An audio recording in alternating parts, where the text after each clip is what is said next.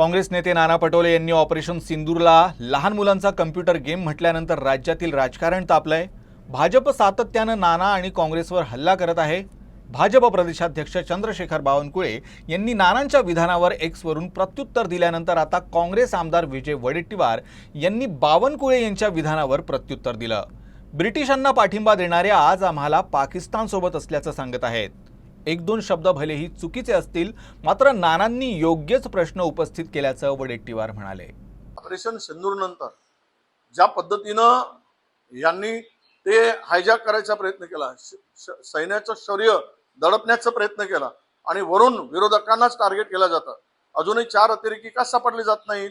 अजूनही त्या पुलवामा मधले बॉम्ब हे आणणारे आदेश आणणारे का सापडले जात नाहीत? कोण आणलेत? हे विचारलं की पाकिस्तान बरोबर आहे। म्हणजे आम्ही देशाचे प्रश्न विचारले की आम्ही पाकिस्तान बरोबर, आणि हे देशभक्त ज्यांनी सातत्यानं या देशाच्या स्वातंत्र्यामध्ये आडकाठी आणली, ते देशभक्त झाले। त्यामुळे नाना पटोले जी बोलले ते एखादी वाक्य जर चुकीचं बोलले असतील तर ठीक आहे, पण त्यांनी बोलले त्यातली अनेक गोष्टी